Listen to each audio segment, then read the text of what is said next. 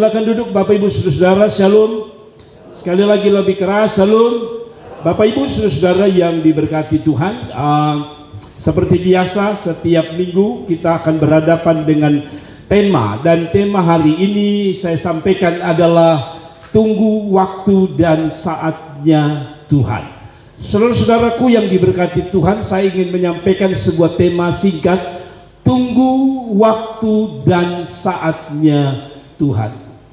Saudara-saudaraku, itu terambil dari 2 Raja-Raja pasal yang ke-8 ayat 1 sampai ayat ke-6, atau saya bisa sebut melangkah dalam waktunya Tuhan. Saudara, kalau bicara tentang waktu Tuhan, saya mengutip ada satu kata hikmat yang ditulis oleh Karen White-Meyer. Dia mengatakan waktunya mungkin bukan waktu kita, tetapi selalu sempurna. Sekali lagi dia bilang gini, Karen White-Meyer mengatakan waktunya Tuhan itu mungkin bukan waktu kita, tetapi selalu waktu Tuhan itu sempurna. Saya berharap saudara perhatian di sini, itu saya lihat kiri kanan ya.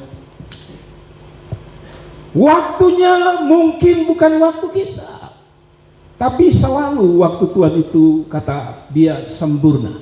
Nah, kenapa saya bawa saudara pada waktu Tuhan, saudara, atau berjalan dalam waktu Tuhan? Dalam Alkitab, saudara akan menemukan bahwa waktu itu terdiri dari 4. Satu disebut waktu yang kekal. Waktu kekal itu digambarkan seperti lingkaran. Kalau saudara lihat lingkaran itu tidak ada titik awal dan tidak ada titik akhir. Ya, beda kalau orang las sebuah lingkaran, tapi kalau saudara lihat lingkaran yang sesungguhnya seperti bulatan ini, kekal itu menggunakan seperti itu.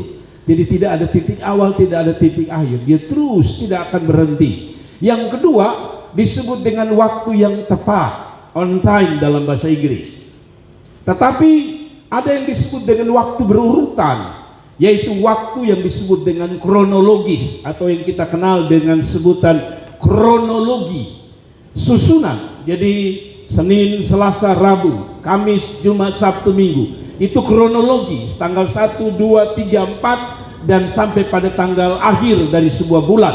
Nah, itu disebut dengan waktu urutan atau disebut kronologi, atau dalam bahasa Yunani disebut kronos.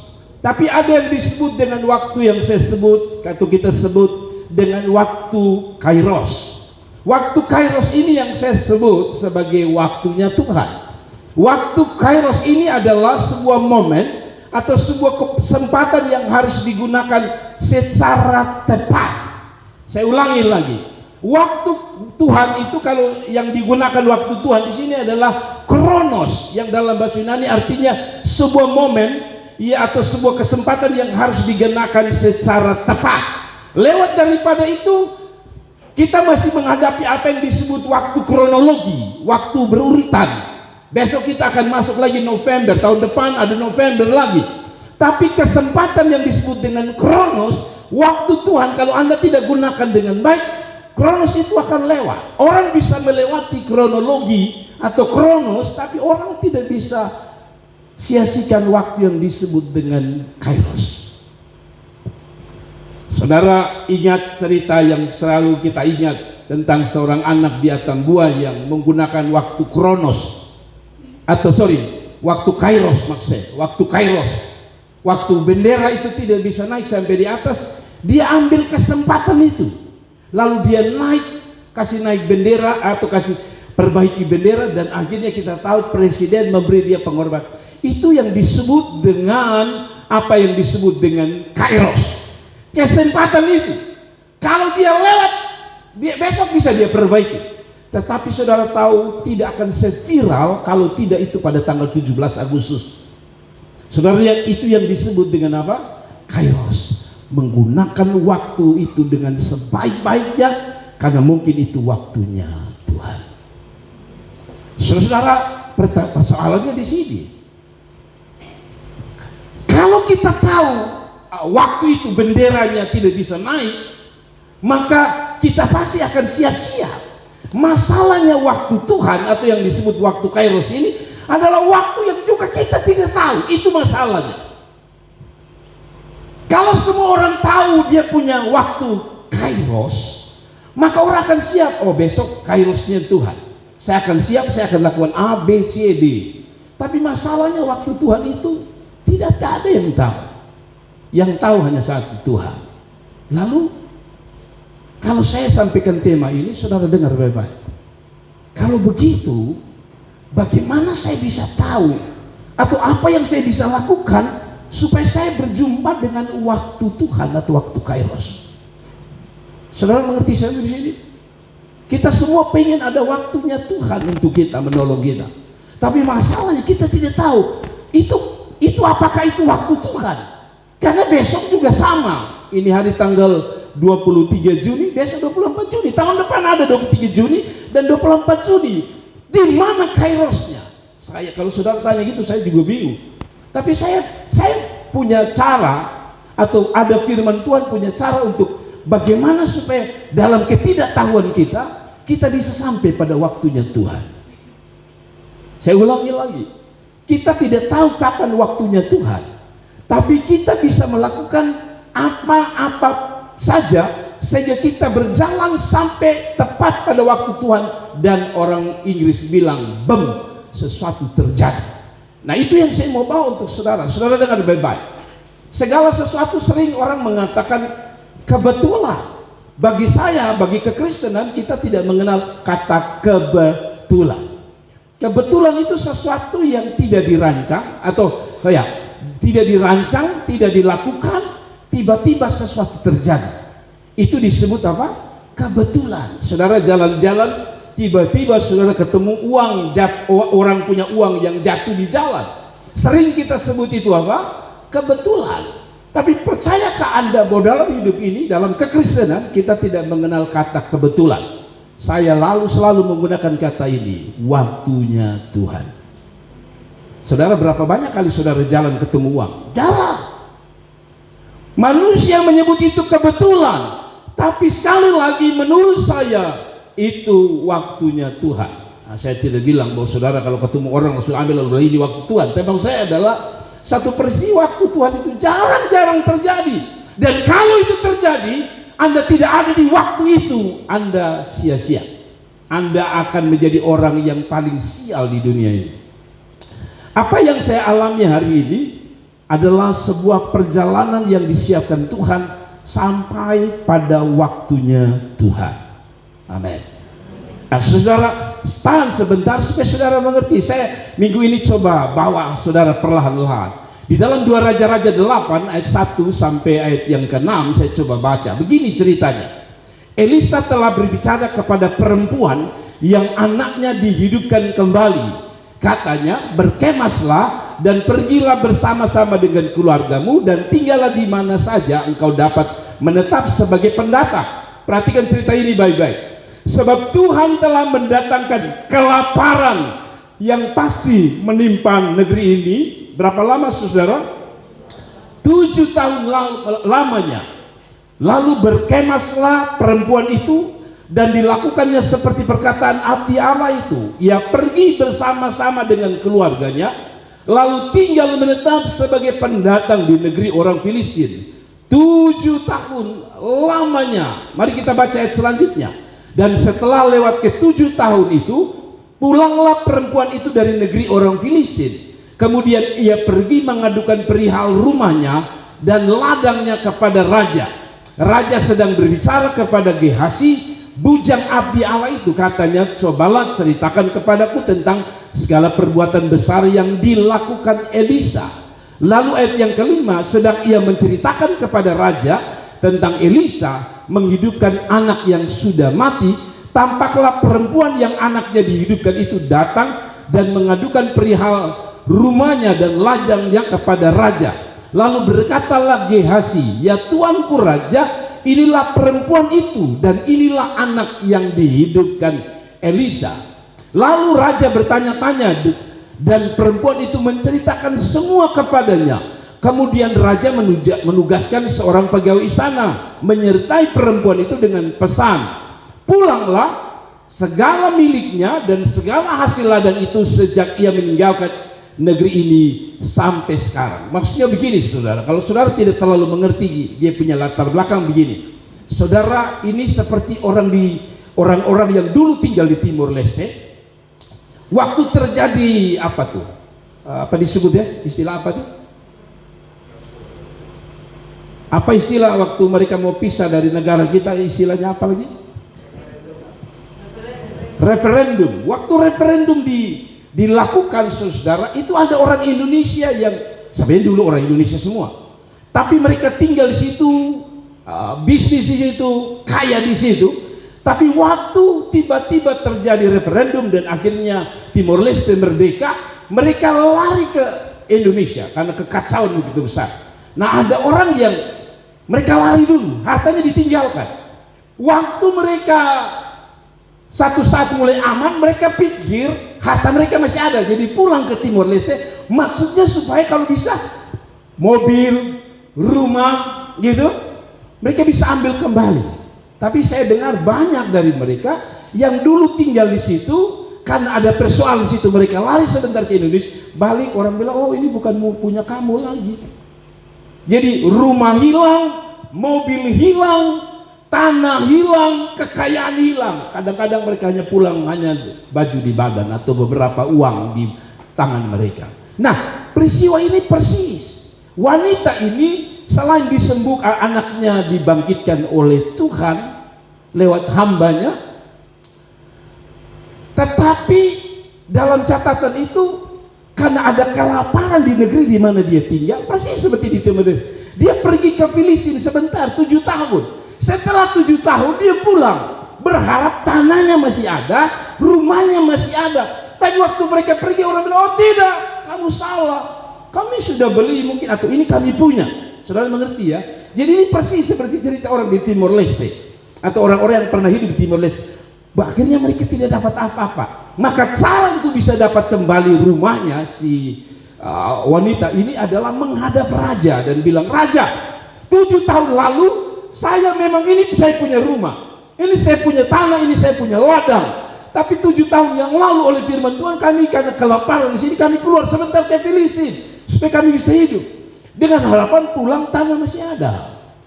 Tapi tidak bisa. Saudara tahu, untuk menunggu waktu Tuhan itu diperlukan 7 tahun untuk dia bisa mendapatkan apa yang dia punya. Ini wanita ini. Saudara sampai sudah ngerti ya? Lebih gampang ya, saudara ngerti ya? Jadi Tuhan suruh 7 tahun ke Filistin. Setelah 7 tahun kembali. Saudara tahu, itu yang saya sebut dengan waktu Tuhan. Masalahnya kalau 7 tahun kita bisa hitung, oh kalau Tuhan bicara waktu Tuhan 7 tahun dari sekarang 2024, kalau 7 tahun ke depan 2000 berapa? 2021. Kita bisa mengatakan, oh 2021 waktu Tuhan. Itu masalah, tapi dia tidak menyebut hari apa. Waktunya Tuhan akan pulihkan kamu kembali dan dapat kembali rumahmu. Tidak ada itu catatan. Wanita itu hanya taat bahwa 7 tahun adalah waktu Tuhan, tapi hari jamnya dia tidak tahu. Tiba-tiba setelah 7 tahun dia kembali, dan ketika dia kembali, dia masih ada proses lagi, yaitu dia menghadap raja, dia menghadap semua orang, tetap secara manusia dia tidak bisa dapat apa yang diharapkan, yaitu rumahnya. Hari ini kita seperti itu. Oleh karena satu dan lain persoalan, kita sedang menghadapi sebuah pergumulan, dan ketika kita menghadapi pergumulan itu, pertama kita merasa, kapan waktu Tuhan untuk saya? Kapan waktu Tuhan tolong saya? Nah, karena itu saya mau kasih tahu saudara, kita tidak mengerti kapan waktu Tuhan. Amin. Tanya pendeta siapapun, dia tidak tahu waktu Tuhan untuk saudara. Karena waktu Tuhan untuk saya, keluarga Adi, itu berbeda dengan keluarga Blegur. Saya punya anak sudah satu yang paling besar sudah. Kakak Serni pun anak baru lahir. Waktu kita berbeda. Persoalannya di sini. Ini yang menjadi kebingungan kita manusia. Kalau waktu Tuhan itu memang kita harus tunggu, kita harus raih, kita harus ambil. persoalannya Bapak Gembala, kita kan tidak tahu, Bapak Gembala juga tidak tahu. Begini saudara, tadi saya bilang di dalam kronologi, saudara perhatikan ini agak supaya saudara mengerti. Tadi kan ada waktu yang disebut kronologi, betul ya? Di dalam waktu kronologi, waktu yang terjadi hari lepas hari itu, di antara kronologi itu dari tanggal 1 sampai tanggal 31 itu, kalau saya umpamakan dari ayat Alkitab ini, dari tahun pertama sampai tahun ke-7 dari wanita ini, pasti ada di antara 7 tahun ini ada satu titik adalah waktu Tuhan. Nah, persoalannya tadi saya bilang, kan kita bingung mana waktu Tuhan. Maka yang kita lakukan adalah begini, langkah saja di setiap kronologi itu. Hidup tanggal 1, persiapkan dengan baik. Oh, belum dapat, tanggal 2, terus. Tapi harus siap-siap, karena bisa saja di tanggal tertentu itu kronologinya Tuhan, atau kairosnya Tuhan. Saudara mengerti ya? Jadi saudara tidak boleh putus asa, karena di setiap hari itu adalah kesempatan saudara dapat kairosnya Tuhan, momentumnya Tuhan. Tidak heran ada orang yang hanya pergi ke pameran, hanya mau jalan-jalan sebenarnya. Pas sampai di situ ada stand dari sebuah kantor yang bilang isi data lalu ambil nomor undian. Dia hanya datang bukan cari undian, bukan cari hadiah, betul ya? Pernah saudara alami? Saya pernah alami. Datang tidak maksud apa, ambil saja. Tapi tiba-tiba karena itu kronosnya, maka saya harus lakukan bagian saya. Saya tidak tahu waktu Tuhan itu saya. Ambil saja nomor undiannya lalu ikut. Nah, saya kasih contoh yang paling gampang. Lalu saya lanjutkan. Tiba-tiba saudara dapat hadiah. Anda harus pergi ke waktu itu, lalu Anda ambil bagian, yaitu isi formulir, lalu jalan saja. Biarkan nanti kalau memang itu waktunya Tuhan, Anda dapat hadiah. Saya cerita itu karena saya waktu di sidang kami di Kongres Surabaya, saya tidak tahu, saya bergumul untuk dapat laptop, susah.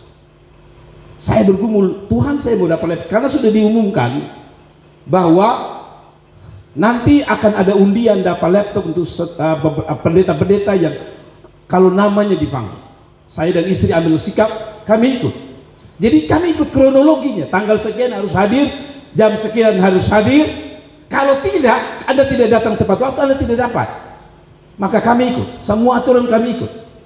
Itu yang saya bilang, Anda tidak tahu waktu Tuhan, tapi Anda bisa ikut cara atau waktunya Tuhan. Maksudnya begini, akhirnya kami ikut rapat, tepat waktu kami harus daftar, tepat waktu kami harus masuk ruangan ke rapat, tepat waktu kapan kami harus keluar makan, kapan waktu kami harus tidur, terus begitu selama beberapa hari.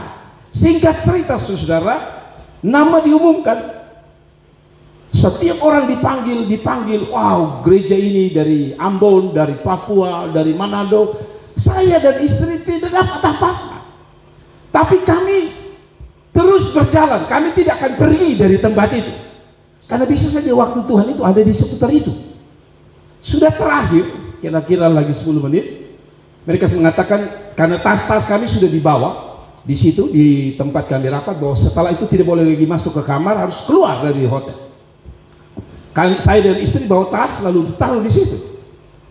Ada satu godaan saya untuk keluar di 5 menit terakhir. Saya bilang sama istri, kayak keluar sudah dapat lagi. Tapi hati ini mengatakan aturannya sampai waktu terakhir. Saudara-saudara, waktu Tuhan bisa injury time, waktu-waktu terakhir. 5 menit terakhir, istri saya dipanggil, Randy, pendeta Randy, aduh. Wah, saya pikir jangan laptop. Ternyata gitar, saudara. Saya pikir tidak apa-apa. Tuhan, saya mau belajar bersyukur. Toh waktu Tuhan itu dapat gitar juga. Tinggal kira-kira 2 menit, saudara. 2 menit kita harus keluar dari hotel. Tapi di 2 menit itu saudara tahu, tiba-tiba mereka mengatakan, pendeta Jerry, aduh. Nah, saudara-saudara, yang saya ingat saya itu hanya tinggal batik, baju batik. Dalam hati kalau batik beli di Kupang saja. Tapi ada satu laptop. Tapi saya bilang, Tuhan, itu saya punya. Gitu saja. Antara keraguan dan keyakinan. Tapi saya hanya bilang, Tuhan, saya mau laptop itu. Dan tiba-tiba kira-kira ya 1-2 menit terakhir orang mengatakan, pendeta Jerry Adu dapat sebuah laptop. Saya menangis, air mata saya jatuh. Saya tidak tahu, tapi saya harus menggunakan waktu yang terakhir itu. Saya tidak tahu bahwa saya dapat laptop. Sebagai tadi saya sebut kairosnya Tuhan, tapi saya harus ikut kronologinya. Mereka bilang sampai menit terakhir orang yang ada di ruangan itu yang dapat. Saya kasih tahu saudara, kalaupun Anda tidak tahu kapan waktu Tuhan, teruslah setia dengan Tuhan di waktu-waktu ini, karena kita tidak tahu. Mungkin minggu ini adalah minggu saudara. Pada saat saudara tidak datang, minggu itu berlalu, kairos itu berlalu. Mengerti? Saudara yang bisnis, ini hari saudara, misalnya ini Kak Jenny dengan Ibu Lili lagi buka bisnis herbe sama siapa namanya, kan ini hari kita buka, lihat di Facebook 1 orang saja, itu pun jemaat sendiri yang tes up. Besok lagi saudara keluarga. Jenny ini kalau kasih naik, kalau bukan Maida saya, istri saya, tes up kelihatan banyak. Hanya 3 orang. Cek. Untung kita membaik, tidak hidup lagi. Kalau tidak hidup tes up. Tapi saudara, kemarin saya pikir gini, saya tidak mau tes up dia punya. Tiba-tiba dia bicara dari tembok itu, saya dengar, kakak ini lebih bagus, berarti ada orang lain. Itu yang saya bilang, kerjakan saja setiap hari, nanti ada kairosnya Tuhan. Kemarin saya lihat kemarin atau tadi pagi kalau saudara ke belakang, ada bungkusan orang pesan. Dia tidak tahu kapan kairos. Orang bilang saya pesan 4 ya, tapi dia terus lakukan. Ini hari, besok akhirnya dia ketemu apa yang disebut kairos Tuhan. Sekarang saudara mulai mengerti kan? Kalau saudara mau tunggu kairos Tuhan, itu berarti bukan Anda pasif. Lakukan saja apa yang Anda bisa lakukan setiap hari. Nanti Anda akan ketemu dengan sendirinya kairos Tuhan. Sudah ngerti sini? Kalau begitu apa yang Anda harus lakukan? Masalahnya 1, Anda harus percaya pada firman Tuhan. Anda harus percaya pada perkataan Tuhan. Tadi sudah diceritakan, perempuan ini dengar perintah Tuhan, dia lakukan. Nah, sekarang saudara sudah dengar toh, Tuhan bilang lakukan saja. Promosi saja. Sedangkan urusan promosimu diberkati itu urusan Tuhan, lakukan saja. Pertama apa? Taat pada suara Tuhan. Taat pada firman Tuhan. Hari ini firman Tuhan sudah omong untuk kita. Mau lakukan itu? Maka saudara satu waktu akan ketemu dengan kairosnya Tuhan. Coba kita baca ayat yang ke-1, 2. Elisa telah berbicara kepada perempuan yang anaknya dihidupkan kembali. Katanya, berkemaslah, pergilah bersama-sama dengan keluargamu, dan tinggallah di mana saja engkau dapat menetap sebagai apa? Pendatang. Sebab Tuhan telah mendatangkan kelaparan yang pasti menimpa negeri ini 7 tahun lamanya. Lalu perhatikan ini, berkemaslah perempuan itu dan melakukan seperti perkataan Abiala itu. Hari ini Elisa tidak lagi bicara, tapi ada yang namanya gembalamu, pendeta Jerry Adu sedang sampaikan bahwa lakukan saja yang Tuhan suruh. Salah satunya tadi kita kasih contoh, perempuan ini berkemas, ikut beres pakaian lalu pergi ke Filistin 7 tahun, dia ikut. Saya kasih tahu saudara, saudara mau lihat waktu Tuhan, walaupun Anda tidak tahu waktunya Tuhan, saya kasih tahu, lakukan saja bagianmu setiap hari. Apa itu saja? Tadi kalau contoh bisnis seperti itu, apalagi yang bisa kita lakukan? Doa. Ini hari doa, belum terjadi. Seperti tadi saya punya anak tadi, dia live saja terus. Sampai ada satu titik, tiba-tiba orang pesan. Doa juga begitu, doa saja, terus. Sampai tiba-tiba, bem, waktu itu menjadi kairos Tuhan untuk saudara. Kasih tepuk tangan itu Tuhan.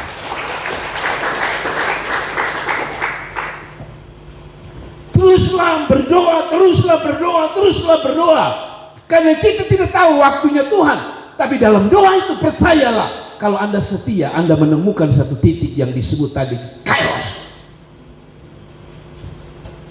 Hana berdoa bertahun-tahun, dan ada waktu di mana satu waktu Kairos itu tiba. Bartimeus setiap hari kata Alkitab duduk di pinggir jalan meminta-minta belas kasihan. Tapi karena dia selalu duduk, kalau saudara baca Alkitab, saya suka dia bilang gini, dan Bartimeus selalu duduk di tempat di mana dia duduk.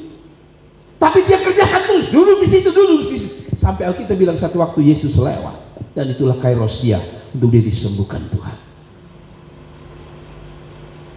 Minumlah obat, mungkin kalau dokter suruh, lakukan saja. Sampai mungkin satu waktu Kairosnya Tuhan Anda sembuh. Itu tidak tahu. Lakukan saja bagian saudara, dan biarkan dengan sendiri Anda menemukan waktu Tuhan itu sendiri. Ketika saya renung ini, saya bilang Tuhan itu hebat, Tuhan itu luar biasa. Saudara, lakukan saja. Dan sekali lagi, Kairos itu berada di antara kronologi. Jadi bangun pagi, bilang sama Tuhan, Tuhan pimpin saya kemana Tuhan mau, bawa saya kemana Tuhan mau. Karena kalau Tuhan bawa, Anda akan menemukan Kairosnya Tuhan. Arti syarat. Jadi jangan menyerah saudara-saudara. Dalam ketidaktahuan kita tentang waktu Tuhan, membingungkan, ya betul, tapi berjalanlah. Karena saya meyakini Tuhan juga menggunakan kronologi tadi. Sekali lagi untuk menemukan apa? Kairosnya Tuhan. Ini hari bangun belum, besok kerjakan lagi. Buka live lagi, ya. Buka lagi. Dan satu waktu saudara akan menemukan. Ya, saya dengar dari salah satu pengusaha, saya sebut pengusaha R&B, Rombenga. Ada yang menceritakan saya begini, Bapak, saya sudah stres. 1212, tiba-tiba ada orang yang pesan sekali pesan 500.000. Lihat, yang Anda lakukan adalah terus live dan akan menemukan sendiri Kairosnya Tuhan. Tapi mari saudara, saya tidak akan lama. Saya yang kedua, bagaimana supaya kita bisa menemukan waktu Tuhan, Kairosnya Tuhan, padahal kita tidak tahu kapan waktu Tuhan. Kedua, terus berusaha, pantang menyerah sampai Anda menemukan Kairos dan waktu Tuhan itu. Amin. Amin. Para pengusaha pernah menceritakan, para pengusaha sukses, saya dengar dari kesaksian cerita mereka. Mereka dulu orang biasa ya, hanya usaha. Usaha ini gagal, usaha ini gagal. Mereka coba yang lain, gagal. Tapi ada satu waktu tiba-tiba ada satu usaha yang mereka tidak pernah pikir, tiba-tiba itu meledak. Saya suka dengan YouTube, saudara. YouTube itu selalu bilang begini, kerjakan saja apa yang kau bisa kerjakan. TikTok juga begitu, bikin saja video. Karena kita tidak tahu mana tiba-tiba video yang viral. Saya pikir itu pelajaran Kairosnya Tuhan. Saudara tahu, orang-orang yang terkenal hari-hari ini, orang-orang yang terkenal hari ini, ada satu mama orang Flores kalau tidak salah, suaminya polisi yang sekarang lagi ditangkap. Itu hanya omong-omong saja di TikTok. Dia omong tentang suaminya. Orang bilang main gila. Tiba-tiba meledak videonya. Lalu sekarang dia punya teman dekat adalah Nikita Mirzani. Amin. Jadi mama-mama yang saya lihat lagi pro di FB Pro itu, bikin saja. Tidak usah harap saudara dapat gaji. Siapa tahu dari antara TikTok itu tiba-tiba, bukan Nikita Mirzani saja, 10 artis bisa kenal saudara, saya tidak tahu. Tetapi ada waktu di mana saudara akan booming. Saya buat satu video. Video itu sudah saya hapus karena video itu berbau sara, dianggap berbau sara. Saudara bisa klik nama saya Pendeta Jerry Adu saja, lalu saudara searching, saudara akan menemukan berita saya ada di ogezone.com. Saudara tahu ogezone.com itu satu media elektronik yang cukup besar, ogezone.com. Saudara bisa klik saja, nama saya ada di situ. Nama saya itu disebutkan, video saya menjadi viral di situ Sampai ipar saya yang di Ambon kasih tahu, ih lagi viral di Ambon. Saya tidak tahu, waktu saya buka itu menakutkan karena itu akan berhubungan dengan penistaan agama walaupun saya tidak bermaksud. Akhirnya saya hapus, saya tidak mau ambil risiko. Maksud saya begini, di Ogezon itu tidak semua orang bisa masuk, tapi saya bisa masuk ke situ hanya dengan satu yang tadi saya bilang, kairosnya Tuhan, bom, meledak. Saya kasih tahu saudara, jangan pernah menyerah, terus berusaha sampai waktu Tuhan itu tiba. Ayat 3 mengatakan begini, dan setelah lewat 7 tahun, pulanglah perempuan itu dari negeri orang Filistin. Berapa tahun dia harus tunggu untuk dapat kembali rumahnya? 7 tahun. 7 tahun itu apakah dia diam-diam saja? Tidak. Pertama pasti di Filistin dia berusaha kerja keras, karena pasti di Filistin dia mulai dari nol. Betul ya? Kerja, cari makan, saya tidak tahu apa dia ada rumah di Filistin, tidak. Tapi yang paling penting dia akan menghadapi pergumulan dirinya sendiri, yaitu rumahnya kemungkinan sudah diambil. 7 tahun dia tunggu untuk bisa tinggal kembali di rumahnya. Dan dalam 7 tahun itu, dalam berjalan waktu itu, saudara-saudara, dia tidak pernah menyerah. Salah satunya adalah 7 tahun dia tidak menyerah di Filistin, pulang dia ketemu raja. Mungkin kita baca seolah-olah raja langsung bilang, oke, kembalikan tanahnya. Tapi saya yakin bisa saja ini sebuah proses yang terjadi berulang. Saudara-saudara, kemarin saya hari-hari ini suka nonton film. Saya nonton sebuah film barat, orang apa, Armenia kalau tidak salah. Orang Armenia ini tinggal di Amerika, menikah di situ, lalu suaminya ini terlibat seperti dengan gangster gitu. Jadi suaminya akhirnya punya persoalan, punya hutang dengan gangster, dan gangster mengatakan kalau kamu tidak bayar, jadi dia dipaksa bermain judi. Dia tahu bahwa dia sudah menang, dia mau berhenti, tapi mereka mengatakan tidak, kamu harus main sampai selesai. Dia mengatakan hari ini anak saya ulang tahun. Singkat cerita, mereka mengatakan tidak bisa, kamu harus main, dan akhirnya dia kalah. Waktu kalah itu, mereka mengatakan kalau kamu tidak terus ada di gangster ini, padahal dia rencana keluar, dia tidak mau lagi mencuri dan sebagainya. Lalu dia bilang, gangster mengatakan kalau kamu keluar, istri dan anak-anakku semua kubunuh semua. Karena takut dia pulang. Waktu dia pulang ternyata penjahat sudah ambil sudah datang menodongkan senjata ke istrinya. Singkat cerita, istrinya suruh anak-anaknya lari ke keluarga mereka yang di Armenia sana. Dan 3 tahun berlalu, anak-anak itu tidak bisa keluar karena dicari. Di Armenia, kalau ada anak-anak yang datang atau manusia yang datang ke Armenia, tidak ada paspor, maka satu, anak-anak itu tidak akan bisa keluar dari Armenia selama-lamanya. Kedua, siapa yang coba bantu dia akan dihukum selama-lamanya. Jadi bayangkan, mamanya kena kanker, stres, dan singkat cerita mamanya disiksa lalu dibuang, hampir mati, ditemukan oleh seseorang. Lalu ceritanya mamanya ini berdoa supaya anak-anaknya ini bisa kembali. Dalam 3 tahun penantian itu mamanya selalu menangis, tidak tahu di mana. Armenia besar. Tapi tadi saya bilang, dia tetap lakukan bagiannya dia. Dia minta tolong suster-suster yang merupakan orang-orang Kristen. Lalu orang Kristen ini telepon ke badan misi. Badan misi bilang begini, loh bisa kita bantu, tapi kita tuh hanya bantu untuk kirim pendeta, bukan cari orang hilang. Tapi ini perempuan bilang tidak apa-apa, saya percaya bahwa dalam proses ini saya tidak akan menyerah, karena Tuhan bisa pakai cara apa saja. Dan ada waktu seperti saya bilang, kairos Tuhan, saya temukan anaknya. Dan singkat cerita mereka kasih tahu satu pendeta, umumkan ke pendeta-pendeta misi di Armenia ini. Dan saudara tahu, pendeta yang dapat telepon ini atau ya, itu kebetulan hadir di kebaktian begini. Di dalam itu saya bilang, tadi saya bilang hati-hati, jangan sampai setelah Anda keluar ini adalah waktu Anda. Kalau Anda tidak datang ke bakti, bisa saja Anda sedang melewati satu waktu. Dan dalam keadaan itu ada seorang pendeta yang duduk di sana, dan pendeta itu mengkhotbahkan tentang bagaimana menjadi penolong bagi sesama.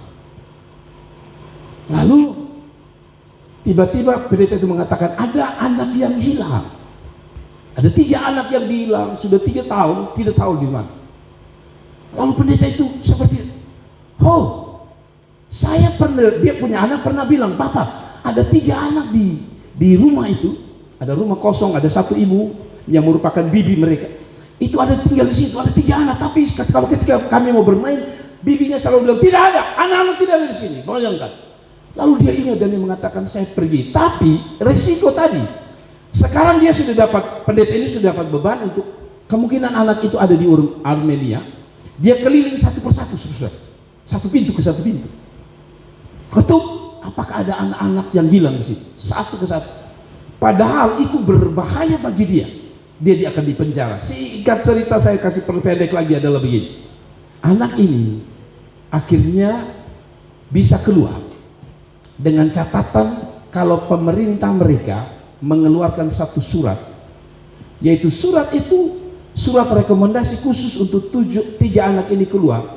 Tapi waktunya adalah, saudara dengar ini, waktunya hanya seminggu. Padahal dalam proses untuk mengurus paspor dan semua itu paling cepat di Armenia 3 bulan. Orang itu mengatakan, "Oke."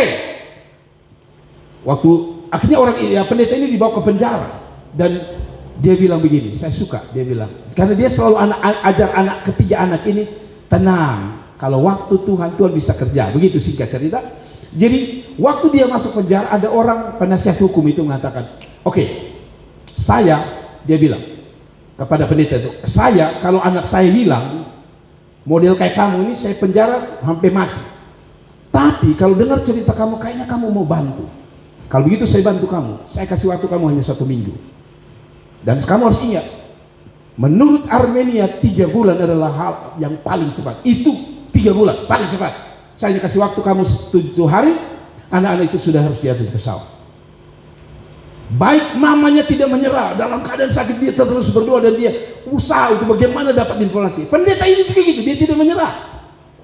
Jadi singkat cerita, pendeta ini berpikir 7 hari dia kerja. Ternyata mujizat terjadi. 7 hari itu dia kerjakan waktu Tuhan dan anak-anak itu siap berangkat. Dan menarik, waktu anak-anak ini mau berangkat, pesawat itu adalah pesawat terakhir.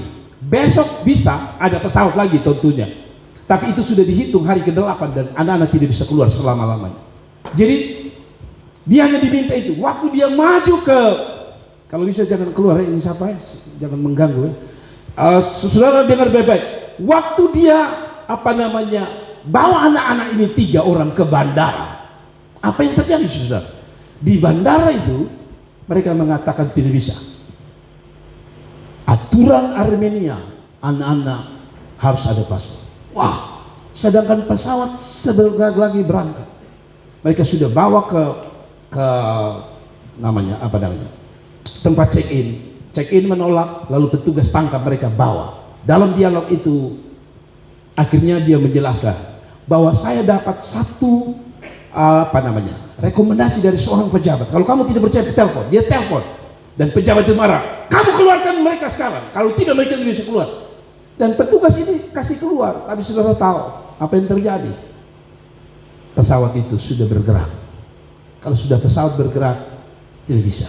Itu waktu terakhir. Tadi saya bilang, Kairos itu selalu berakhir di injury time. Pesawat itu sudah jalan, anak-anak itu hanya berdiri sambil menangis.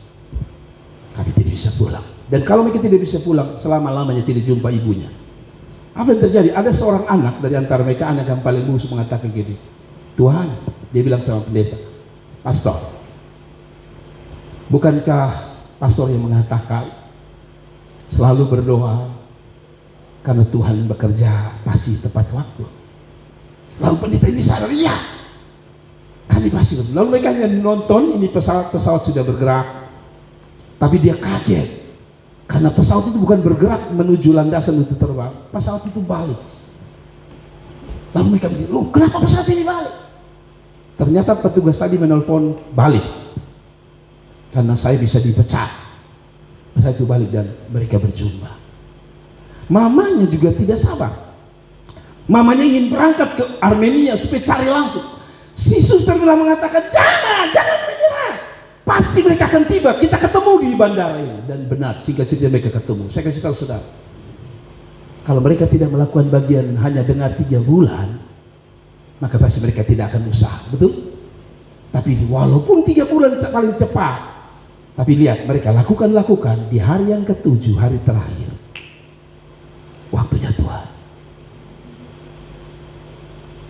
Jangan pernah menyerah. Jangan pernah berhenti berdoa dan berharap Tuhan. Karena hari ini belum, besok mungkin adalah waktu kita. Kasih tepuk tangan untuk Tuhan.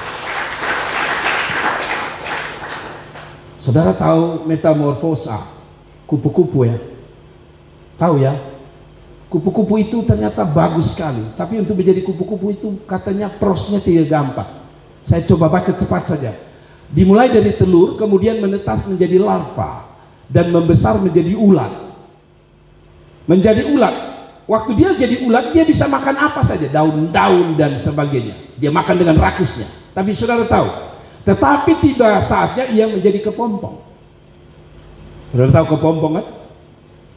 Tidak bisa berbuat apa-apa karena ada di dalam seperti tablet.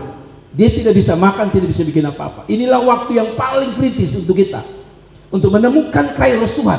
Saat kita merasa semua yang kita lakukan tadinya bisa kita lakukan A, B, C, ada waktu seperti kita tidak bisa bikin apa-apa dan rasanya Tuhan saya mau menyerah.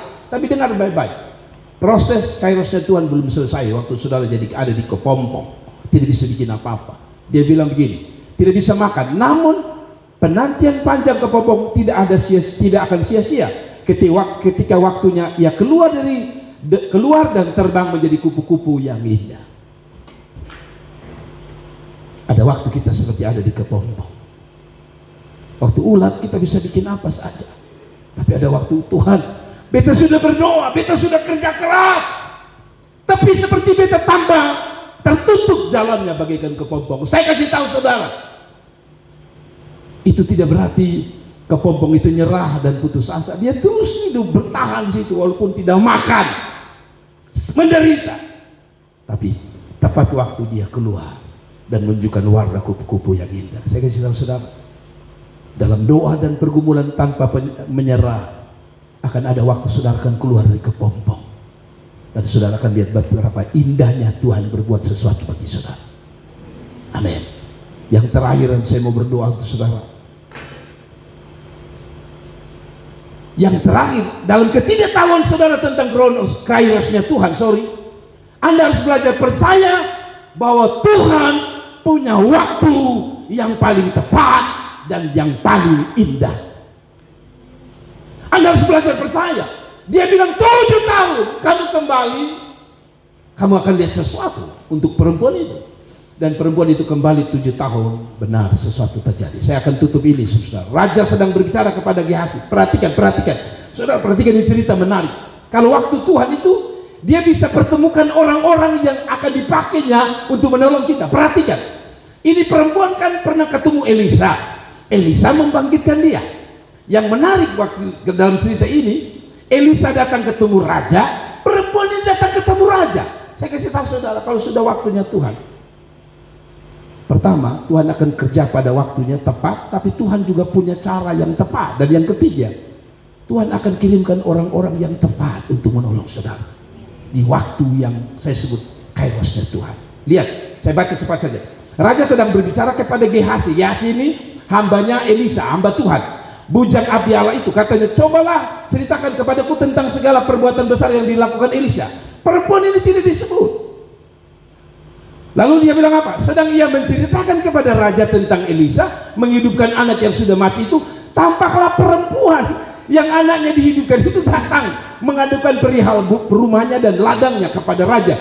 Lalu berkatalah Gehazi, ya tuanku raja, ini perempuan, inilah anak yang dihidupkan Elisa. Elisa sedang omong-omong dengan raja, perempuan ini masuk. Saudara bayangkan, seolah-olah Tuhan mau bilang begini, dengan cara beginilah Tuhan mempertemukan orang-orang yang bisa tolong dia. Pertama, Elisa akan cerita, ini perempuan, dan dengan sendirinya raja akan kenal perempuan ini dan raja akan menolong dia. Saya kasih tahu saudara, Tuhan akan mengirimkan pertolongannya dengan cara ajaib bila itu waktunya setelah tiba. 6, perhatikan. Lalu raja bertanya-tanya dan perempuan itu menceritakan semua kepadanya. Kemudian raja menugaskan seorang pengawal istana menyertai perempuan itu dengan pesan, pulangkanlah segala miliknya dan segala hasil ladang itu sejak yang meninggalkan negeri ini sampai sekarang. Pulangkanlah, kasih kembali. Waktu Tuhan, tadi saya tahu, tadi saya bilang, waktu Tuhan itu indah. Harusnya kalau sekarang orang bilang, kalau mau lihat pertolongan itu gampang, harus ada orang dalam. Nah dia mau cari orang dalam siapa dengan raja? Tapi lihat, kalau sudah waktu Tuhan, orang dalam itu muncul sendiri. Siapa itu? Elisa. Siapa itu? Raja itu sendiri. Perempuan ini tidak bermaksud ketemu Elisa, tapi Tuhan pertemukan dengan Elisa. Perempuan ini tidak bermaksud cerita persoalannya lebih lengkap, tapi Elisa sudah cerita. Apa maksudnya? Jangan pernah menyerah. Percaya waktu Tuhan itu indah, dan Tuhan akan pakai dengan cara macam-macam. Ada seorang menulis begini, sudah dengar, saya mau tutup. Dylan Bars, dia mengatakan gini, Tuhan tidak terlambat dan jarang datang lebih awal, dia selalu tepat waktu. Saya suka ini tulisan. Dia mengatakan Tuhan tidak pernah terlambat dan jarang datang lebih awal, dia selalu tepat waktu. Tapi saya mau pakai ini untuk sesuatu yang positif ya. Dan saudara bilang gini, Tuhan saja tidak mau datang lebih tempo kok. Kebaktian juga saya tidak mau datang lebih tempo. Saudara, ini tidak ada hubungan dengan ini. Tuhan tidak cepat, Tuhan tidak lambat, Tuhan selalu tepat waktu. Sekalipun tadi saya bilang, tadi, saudara mungkin menganggap itu terlambat, tapi saya kasih tahu tidak ada kata terlambat untuk Tuhan. Tidak ada kata terlambat. Selalu Tuhan datang tepat pada waktunya. Waktu Tuhan itu indah, tidak lama, tidak cepat. Tadi saya bilang heran, dalam waktu yang bersamaan mereka berjumpa, Raja, Gehazi dan perempuan ini. Kalau sudah waktu Tuhan, maka ada saja cara Tuhan menolongmu. Entah dengan mengirimkan orang untuk menolongmu di waktu yang tepat, yaitu waktu Tuhan. Saya kasih contoh paling gampang. Beberapa hari yang lalu kita ada seminar kan, seminar mengenai penggunaan media untuk pelayanan. Saya jujur, saya butuh berkat Tuhan. Tapi saya tidak tahu waktu Tuhan untuk kasih saya berkat itu bagaimana, kapan. Tiba-tiba saya punya dosen, Pak Paulus telepon saya.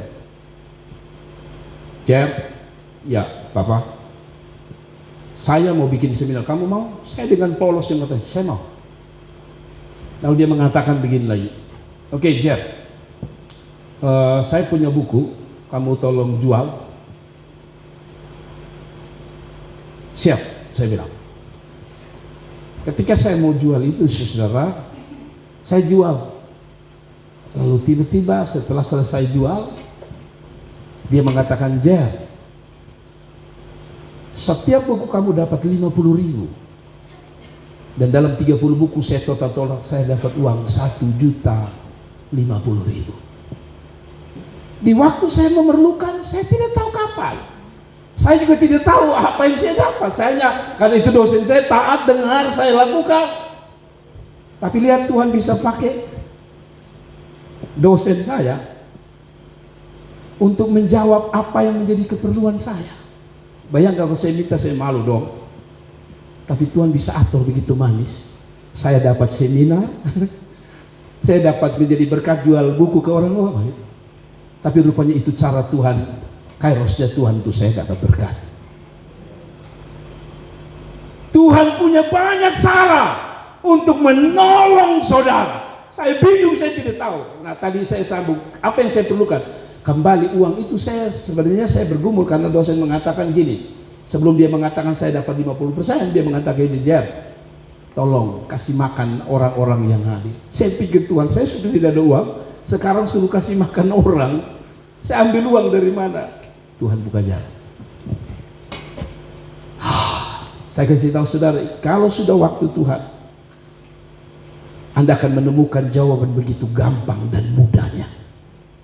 Ada aneh. Tapi masalahnya di sini, sifat manusia itu cenderung ingin mendapatkan semua keinginannya secara instan, tergesa-gesa dan tak sabar. Kita ingin semua kita terpenuhi segera mungkin. Tapi kita harus mengerti bahwa Tuhan punya waktu tertentu khusus untuk menjawab doa-doa kita. Saya pinjam ini sebagai kata terakhir. Percayalah pada waktu Tuhan. Lebih baik menunggu beberapa saat dan segala sesuatunya berjalan baik daripada terburu-buru dan segala sesuatunya berantakan. Saya suka ini, itu orang Adam Kappa mengatakan, percayalah pada waktu Tuhan. Lebih baik menunggu beberapa saat dan segala sesuatunya berjalan baik daripada terburu-buru dan segala sesuatunya berantakan. Lebih baik Anda terlambat menikah daripada Anda salah menikah. Amin. Itu contoh paling gampang. Kalau Anda terburu-buru, jangan sampai Anda menyesal. Kalau Anda terburu-buru, dia bilang berantakan. Tapi kalau Tuhan yang punya waktu, dengar baik-baik, dia pasti membuat sesuatu itu indah. Ada amin. Bukankah Pengkhotbah 3 ayat 11 mengatakan Tuhan itu menjadikan segalanya indah pada waktunya? Memang waktu Tuhan bukan waktu kita, namun waktunya adalah yang tepat, sempurna bagi kita. Saya tutup saudara-saudara dengan cerita ini mengenai waktu Tuhan.